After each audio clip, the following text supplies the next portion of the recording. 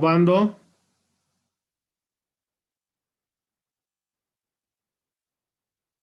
Janet. Janet. Sí, doctor, perdón. ¿Puede iniciar, por favor?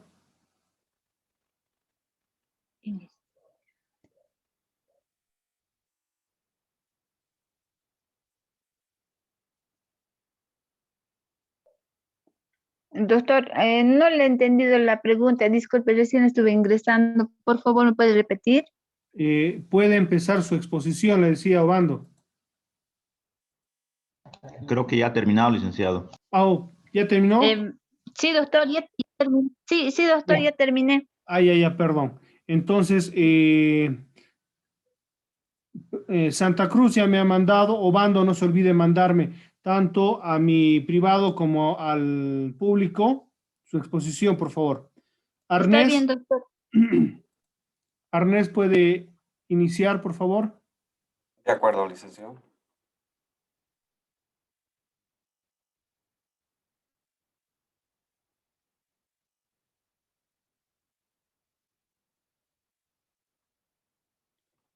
¿Se puede ver? ¿Se ve? Sí, Ok, Sí. buenas noches, licenciado. Compañeros, buenas noches. Nos toca exponer el tema número 11, la tipicidad y su ausencia. En el sumario encontraremos muchos títulos, de los cuales tomaremos 6. El concepto de la tipicidad, relaciones de la tipicidad con los demás elementos del delito, importancia de la doctrina del tipo, la tipicidad como límite de la antijuricidad, elementos del tipo y ausencia de tipicidad. Concepto de tipicidad. La tipicidad es el estudio de los tipos penales. Por tipos entenderemos como la abstracta descripción que el legislador hace de una conducta reprochable y punible. El tipo penal, en sentido estricto, es la descripción de la conducta por una norma.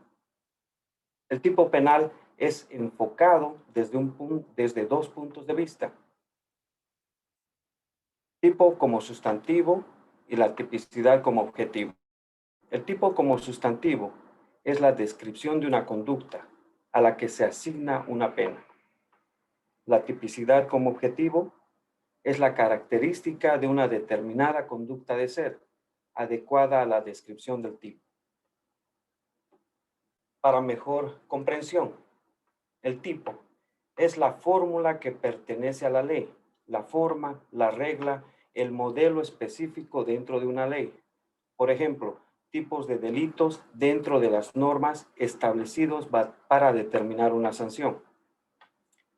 La tipicidad pertenece a la conducta, el modus operandi, la adecuación del acto humano voluntario o involuntario a la figura descrita por la ley. Los hechos requeridos por el hombre para que se los pueda sancionar como una pena, deben estar descritos en una ley. Esa descripción legal, desprovista de carácter valorativo, constituye la tipicidad. Para el jurista, toda conducta que no pueda incluirse en los tipos legalmente impresos, aunque sea antijurídica y culpable, constituye lo atípico, conducta no punible. Ernesto Blaine, catedrático de la Universidad de Múnich en 1906, el primero en referirse a la palabra tipicidad, que en alemán significa Tatbestand. En español la traducción sería una ofensa, aludiendo a la figura de un delito tipo. Segundo subtítulo, segundo título, las relaciones de la tipicidad como los demás elementos del delito.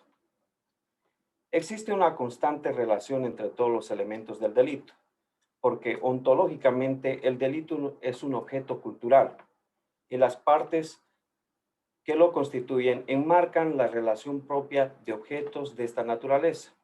La tipicidad no solamente defiende la acción, también cualifica las otras características de la acción punible, la antijuricidad y la culpabilidad. Estas relaciones del delito se pueden definir en tres, de la siguiente manera: tipicidad y acción, tipicidad y culpabilidad, tipicidad y antijuricidad. La tipicidad y acción. La acción debe ser típica, esencia de la tipicidad. Toda acción antijurídica y culpable que sea, si no es incluida en los tipos legalmente establecidos, significa una acción no punible y viceversa. Acción típica significa acción digna de pena, según la medida de las penas correspondientes y las disposiciones legales relativas a la punibilidad. Tipicidad y antijuricidad. Encierra un tipo de valor referido a la norma. Para que la conducta penalmente relevante sea antijurídica, deberá amenazar o lesionar sin justa causa un bien jurídico. La persona que se exceda en los límites de la causa de exclusión será sancionada con una pena reducida en 1/3 previsto en el respectivo tipo penal. Tipicidad y culpabilidad. Para poder comprender la función cualificativa que la tipicidad ejerce sobre la culpabilidad, primeramente debe ser un sujeto punible. La culpabilidad debe ser correspondiente al delito, es decir, que cada delito tiene su culpabilidad y caracterizada en un tipo legal. Tercero, importancia de la doctrina del tipo. La importancia que tiene la doctrina de la tipicidad se halla determinada por una función garantizadora, la que está referida constitucionalmente al principio de la legalidad, el mismo que se asienta en el apotegma nullum crime nullum poema sine lege. No hay delito ni hay pena sin ley. Carta de naturaleza jurídica con la Revolución Francesa en 1879, en el cual concreta el apotegma citado, en virtud del cual es lícito todo comportamiento humano que no esté legalmente prohibido, es decir, no es delito si no hay una norma establecida que dicte lo contrario, donde nadie está obligado a hacer lo que la Constitución y las leyes no mandan y a privarse de lo que ellas no lo prohíban. Otra función que cumple la tipicidad es servir de garantía procesal, donde el sujeto comete una acción calificada como delito, ya sea absuelto o encontrando indicios de culpabilidad y se disponga la pena correspondiente, el procesado tiene la facultad de apelar la sentencia. En caso de confirmarse dicha sentencia, tiene la opción del recurso de nulidad o casación ante la Corte Suprema de Justicia. La tipicidad como límite de la antijuridicidad. Todo acto calificado como contrario al derecho no es suficiente para que sea sancionado penalmente, por cuanto existen acciones antijurídicas que no merecen sanción porque no están identificadas a un tipo penal. La tipicidad en cuanto a exigencia para que una acción opere como presupuesto de una imposición de la pena cumpla importante función, por una parte limitada, la extensión del ius poniendi, facultad sancionadora del Estado, sería la traducción. O sea que no se podrá castigar con pena más que las conductas típicas, es decir, las que aparezcan designadas en los tipos establecidos. De este modo, la garantía que hemos expuesto anteriormente. 5. Elementos del tipo. Cuando se quiere enumerar los elementos del tipo, es mejor hablar de su clasificación, es decir, clasificar sus elementos. Estos se clasifican en elementos objetivos, elementos subjetivos, elementos normativos. Estos elementos deben ser distinguidos de los generales comunes a todo delito y limitados en sus funciones al hecho específico, definiendo por la figura en el que tal elemento aparece. Los elementos objetivos son la mayoría. De ellos se vale la ley para describir las conductas que conducen a la pena. Son los elementos puros de la tipicidad. Son referencias a cosas, a personas o a modos de obrar. Pueden ser captadas por los sentidos, por ejemplo, el hurto, que está establecido en el artículo 326. La morada o casa de negocio ajena a la violación de domicilio, también contemplada en el artículo 298. Estas referencias objetivas no coinciden con la antijuridicidad, que es también elemento del objeto delictivo, del delito. Elementos subjetivos son referencias al sujeto activo que frecuentemente aparecen en las figuras delictivas, relacionando casi exclusivamente a la culpabilidad. Este elemento está ligado al dolo y culpa del sujeto que ejecuta la acción. Ejemplo, en el caso del delito de rapto, previsto en el artículo 313 del Código Penal, definido como la sustracción o retención de una mujer por medio de la fuerza, intimidación o fraude, con miras deshonestas. Para que se configure ese delito, es preciso que las miras deshonestas acompañen al dolo. Cualquier otro ánimo es atípico. Para el rapto, el propósito deshonesto debe acompañar temporalmente a la acción de sustraer o retener.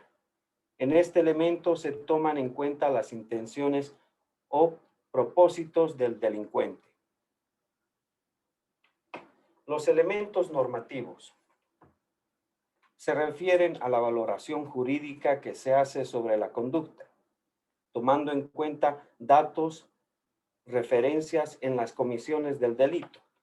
Los elementos propiamente normativos suelen ser frecuentes en muchos códigos, así en el caso del artículo 326, cuando le da tipo al hurto, al expresar, el que se apodere ilegalmente de una cosa, mueble ajeno, incurrirá en reclusión de 1 mes a 3 años.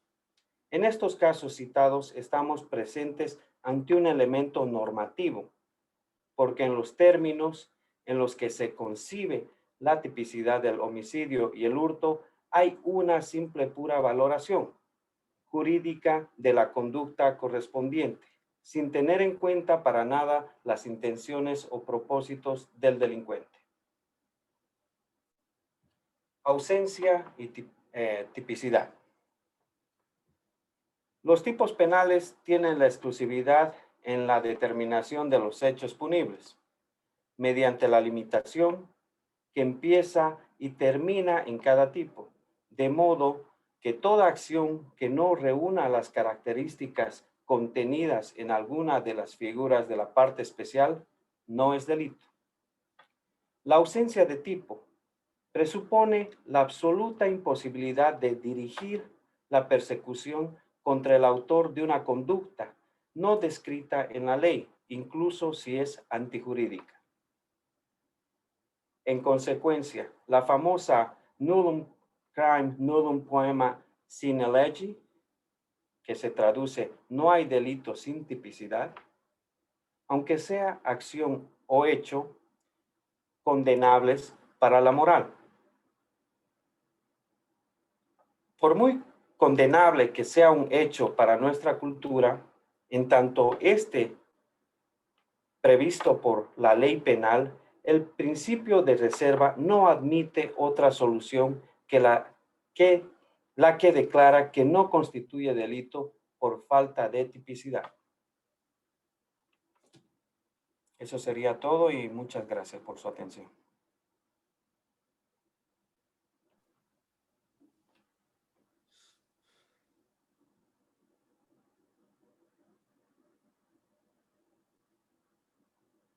Deja de compartir, por favor. Inés. Listo. ¿Dudas, preguntas, comentarios? Vemos que es importante saber la tipicidad y cuándo no existe un hecho ilícito tipificado, obviamente estaríamos hablando de que no es delito, o en los casos de que sería atípico, o tendríamos que estar hablando de otro hecho ilícito que la misma normativa tiene, pero bajo otro nombre. Preguntas, comentarios, por favor, dudas.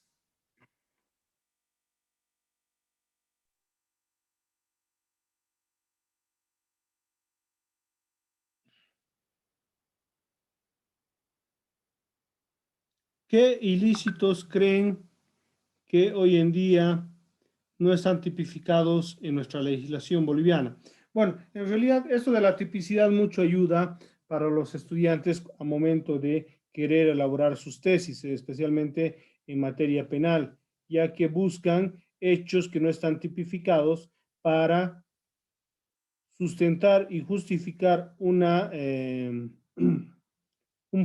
investigación científica y poder, obviamente, tipificar un hecho como ilícito. ¿Dudas, preguntas, por favor, comentarios? Licenciado. ¿Sí? Según lo que había explicado en clases anteriores, creo que un ejemplo de algo atípico o que no está clasificado como tipo podría ser los delitos de cibernéticos, ¿verdad? ¿Sí? Dentro de una lógica, a ver, si por ejemplo hablamos de un robo cibernético, si yo por ejemplo soy un hacker y ingreso a un banco y hago una transferencia a mi cuenta de un monto de dinero, podríamos estar hablando de hurto o de robo, dentro, digamos, de lo que es típico, pero con características singulares que tendrían que verse en el tema informático, ¿no? Por eso decimos de que los delitos informáticos, lastimosamente en Bolivia, están bastante descuidados, no están tipificados y que hoy en día, obviamente, muchos estudiantes buscan, ¿no? Tipificar estos, primero, identificarlos claramente y después crear un ordenamiento jurídico que castigue, sancione este hecho ilegal.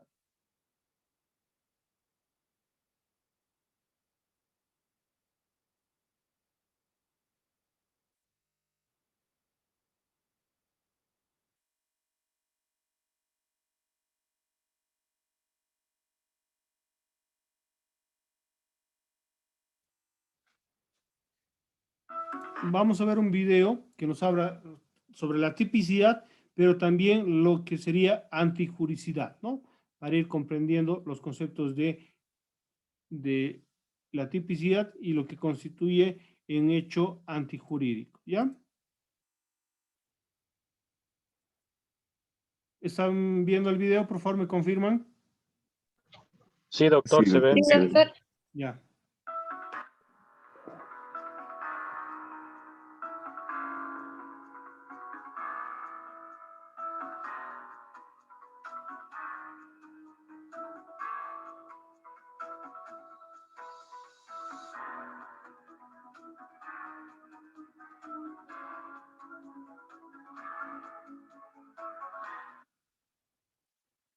Entre los elementos del delito están los de aspectos positivos y los de aspectos negativos. Los de aspectos positivos tenemos la conducta, la tipicidad, la antijuricidad, la culpabilidad, imputabilidad, punibilidad, condicionalidad objetiva. Y en los negativos tenemos la ausencia de la conducta, la atipicidad, causas de justificación, inculpabilidad, imputabilidad, excusa absolutoria, ausencia de condicionalidad objetiva. ¿Pero qué es la tipicidad? Para entender lo que es el delito, más que definirlo, hay que atender a los elementos que lo integran. Por lo tanto, el delito es la conducta típica, antijurídica y culpable. El elemento indispensable para que exista el delito es la conducta, mas no todas las conductas son delictuosas, sino aquellas que son típicas, es decir, que se adecúan al tipo penal que establece la ley. Tipo penal es la descripción legal de una conducta delictiva, la creación legislativa. Tipicidad es la adecuación de una conducta determinada con la descripción legal formulada. ¿Cuándo hay ausencia de tipicidad? Si una conducta no está tipificada en la ley, es penalmente irrelevante. Existen dos excepciones. Uno, cuando la conducta parece cumplir los elementos de tipicidad, pero falta alguno de ellos. Y dos, cuando una conducta es antijurídica, pero no está descrita en la ley, ante lo cual el legislador la debe incluir en la normativa legal. En la siguiente lámina vemos los elementos que integran la tipicidad. Entre ellos el núcleo, Doctor, el activo, video no se puede ver. ¿No se ve? Ahora sí, gracias. Los links es como que se bajaron. Ya. ¿Desde qué momento no se ve? ¿No se vio? Para que vuelva. Unos 20 segundos, más o menos 30. A ver. ¿Desde ahí? ¿Sí? En la siguiente lámina vemos los elementos que integran la tipicidad. Entre ellos el núcleo, el sujeto activo, el sujeto pasivo, el tiempo, el lugar, ocasión, los medios, el objeto material, elementos normativos, elementos subjetivos, condiciones o requisitos objetivos. Y en cuanto a la estructura de la tipicidad, tenemos que esta se divide en dos aspectos, que es la tipicidad objetiva y la subjetiva. La tipicidad objetiva hace referencia a elementos que tienen que cumplirse en el mundo exterior y que están previstos en el tipo penal. Por ejemplo, el sujeto activo, el bien jurídico, etc. Mientras que la tipicidad subjetiva se analiza la actitud interna del agente que ha cometido el tipo penal. Se analiza el dolo, la culpa, los elementos subjetivos del tipo. Y también pueden presentarse supuestos de figuras pretensionales.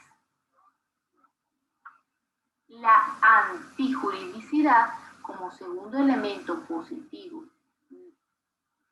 del delito, se puede definir como la conducta que se adecúa a lo que la norma de conducta prevista por el legislador considera como correcto. Es decir, la violación a esa norma de cultura es un antijurídico. Según la teoría dualista de la antijuridicidad, existe antijuridicidad formal y la antijuridicidad material. La formal es la oposición a la ley, mientras que la material es la oposición a los intereses colectivos. En la antijuridicidad material se pretende destacar la violación de los intereses vitales para la organización social, mientras que en la antijuridicidad formal consiste en la oposición a la norma derivada de un comportamiento atribuible a un sujeto. Y para concluir, hablemos sobre las clases de antijuridicidad. Y una vez tipificado el caso de la realidad en el supuesto de hecho de una norma penal, es decir, una vez comprobado que el caso de la realidad es subsumible con el tipo de delito previsto en la norma penal, el siguiente paso es la comprobación de si ese caso puede engendrar responsabilidad penal. Es la determinación de la antijuridicidad, es decir, la constatación de que el hecho producido es contrario a derecho, injusto o ilícito.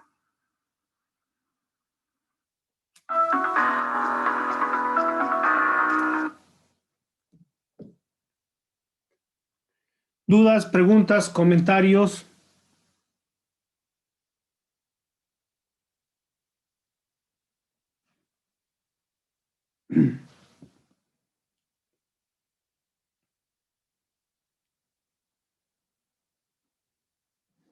Hola, hola.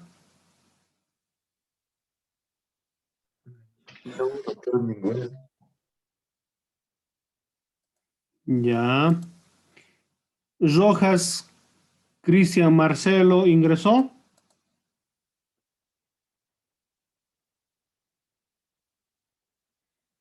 A ver, les voy a contar un ejemplo de la vida real que me tocó para ver el tema de la tipicidad.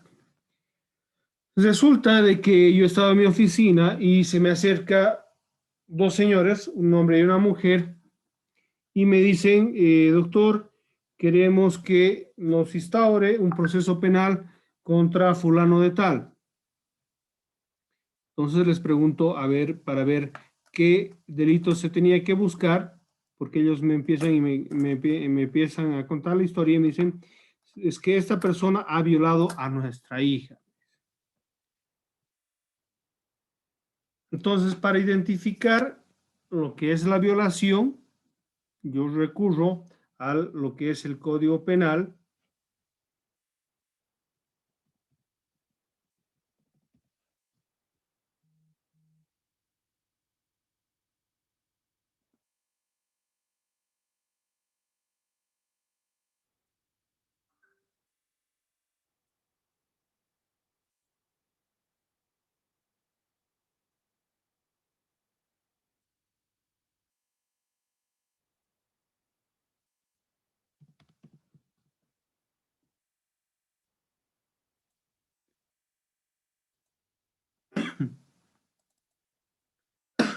Me dice violación, ¿no?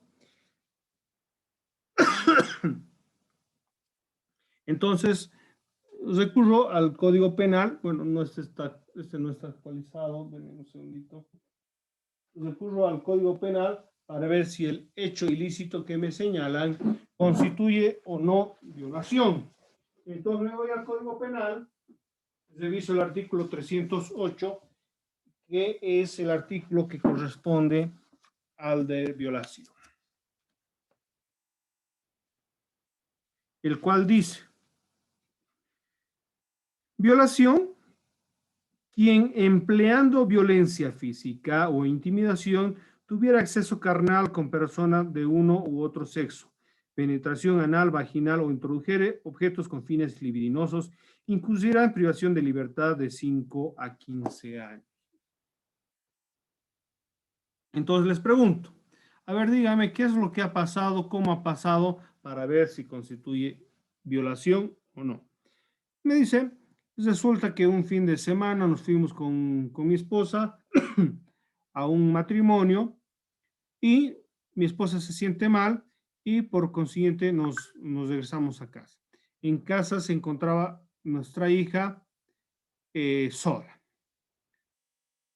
Llegamos al lugar y encontramos a mi hija, me dijo, en paños menores, es decir, bueno, seguramente con poca o ninguna ropa, ¿no? Y en su habitación estaba también un hombre igual, sin ropa, ¿no? El cual obviamente lo golpea el padre y lo saca de la casa inmediatamente. La muchacha sale a la defensa del joven, indicando de que era su enamorado. A ver, ahí, ¿hay violación o no hay violación? ¿Ha habido acceso No habría. carnal? Podría haber habido acceso carnal, ¿no? Pero dice, quien empleando violencia física o intimidación. ¿Ustedes creen que hubo ahí intimidación o violencia física? No. No, No, para nada. Ha sido con su Presuntamente consentimiento. ha habido un consentimiento, ¿no?, de ambas partes para el acto sexual. Entonces yo le explico y le digo, mire, si efectivamente el muchacho era enamorado de su hija, no constituye violación. Le leo el artículo 308, el que constituye en violación, y le digo, no, que no es violación. En su segunda parte dice, el que bajo las mismas circunstancias del párrafo anterior, aunque no mediare violencia física o intimidación, aprovechando de la enfermedad mental grave, perturbación de la conciencia o grave insuficiencia de la inteligencia de la víctima, o que tuviera incapacidad por cualquier otra causa. La menor, o que es la muchacha, es discapacitada, es enferma, no. Entonces ahí directamente no había violación, ¿no? Porque no estaba enmarcado en lo que dice el artículo 308 bis, ¿ya? Pero voy interrogando un poco más y descubro que si bien no había violación, porque había consentimiento, sí constituía en otro ilícito. ¿Cuál creen? Abuso sexual. No, porque había consentimiento. ¿Edad? Estupro, si no me equivoco. ¿Qué? No Estupro. sabemos la edad. Estupro, dije alguien, ¿no? Sí, correctamente era estupro, Sí, sí, porque sí. la muchachita habría sido menor de edad y el joven habría sido mayor de edad. Vamos a leer el artículo 309 que señala que es el estupro, ¿ya? Primero voy a leer lo que decía en primera instancia el estupro y después voy a leer lo que se ha modificado. 309, estupro. Quien mediante seducción o engaño tuviera acceso carnal con persona de uno u otro sexo, mayor de 14 años y menor de 18 años. Entonces la muchachita tenía 16 años, entonces es mayor de 14 y menor de 18. Será sancionado con privación de libertad de 2 a 6 años, ¿no? Ahora, se ha modificado, dice, quien mediante seducción o engaño tuviera acceso carnal a persona de uno u otro sexo mayor de 14 años o menor de 18 años, será sancionado con una privativa de libertad de 3 a 6 años. Simplemente se ha aumentado la pena. En estas circunstancias, no es violación, pero sí estupro. Entonces, de esa manera, identificando con los padres, pudimos identificar que si bien no había habido violación, pero sí constituía ilícito porque el acceso carnal se habría realizado mediante seducción, enamoramiento, ¿no? Pero a una menor de edad. Y sabemos muy bien que una menor de edad no puede dar un consentimiento, ¿no? Entonces, existe un ilícito. Si no era violación, era estupro. Entonces, hay que identificar muchas veces cuando ustedes sean ya abogados y les vengan a consultar un ilícito correspondiente a cualquiera que sea, ustedes tienen que ver a qué hecho ilícito se asemeja. Es decir, van a buscar la tipicidad del hecho antijurídico que le señalen para buscar si corresponde a un ilícito penal o en el caso nos encontramos en un hecho atípico. ¿Ya? Bueno, dudas, preguntas, comentarios, por favor, estamos a 6 minutitos para concluir la clase del día de hoy. Licenciado. ¿Sí? Sí, como comentario, creo que la ley prevé, ¿no?, que toda conducta antijurídica esté plasmado dentro del código, ¿no? Puesto que si bien alguna conducta antijurídica puede ser no para algún tipo de delito, pero en alguna medida se puede tipificar de otra manera, ¿no es cierto? O sea, un hecho es ilícito o no es ilícito, así puntual. Sí, claro. Por ejemplo, usted hace referencia a dos tipos de ilícitos, ¿no? El robo y el hurto, que son aparentemente dos cosas distintas. Si bien un delincuente no puede ser juzgado por robo, porque tiene que cumplir ciertos requisitos, pero sí puede ser juzgado por hurto, ¿no? Claro. Por eso, o sea, a lo que iba el ejemplo de, bueno, en realidad, el video que vimos es de la legislación extranjera, por eso, si revisan el artículo 212, no corresponde ni al robo ni al hurto. Entonces, era simplemente identificar un hecho que tanto en Bolivia como en otros países también es ilícito, el robo y el hurto. La única diferencia entre uno y el otro es la violencia, ¿no? Porque uno, por ejemplo, el hurto, uno puede entrar a una oficina y llevarse, digamos, la billetera o el celular. Otra cosa es quitarle mediante fuerza, intimidación, violencia, la propiedad que se está queriendo quitarle al propietario. ¿Ya? Entonces, por eso es muy importante el poder identificar lo que es la tipicidad y ver si un hecho ilícito constituye un delito y determinar qué delito es. ¿Ya? ¿Comprendido? Sí, muchas gracias. Muchas gracias, licenciado. Perfecto. Bueno, ya que estamos a pocos minutos de concluir, veremos si están para la siguiente clase, las personas que les tocaría. ¿Está Cachi? Sí, Lice. Caero, Sí, doctor. Arce, Hay Catalán, dos arces, doctor. Arce Fernández,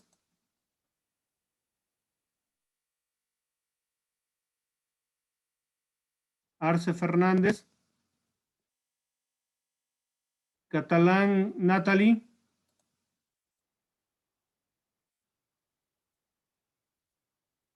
bueno, esas son las personas que tendrían que exponer la siguiente clase y tendrían que exponer el tema número 13. Ahorita lo voy a ver, denme un segundito.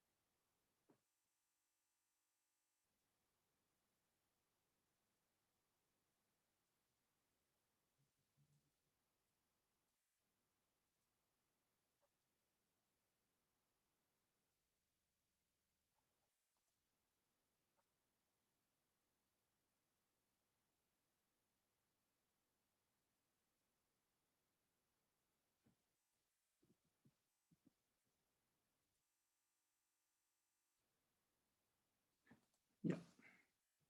Este es el tema que tienen que desarrollar.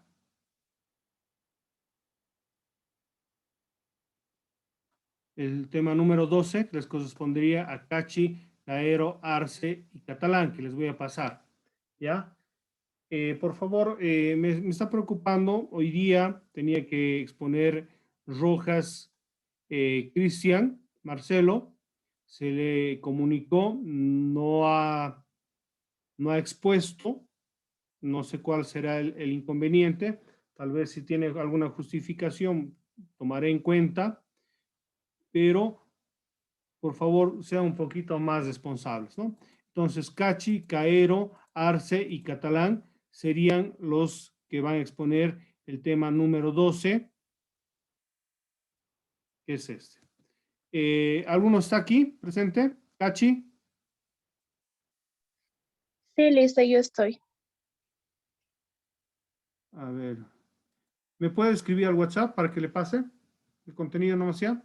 Justamente le escribí hoy o ayer, Licey, pero me envió otro tema, el tema 13 me envió. ¿Y? Sí. Wow. ¿Segura? ¿Cuál es el tema que le di? Sí, Lice.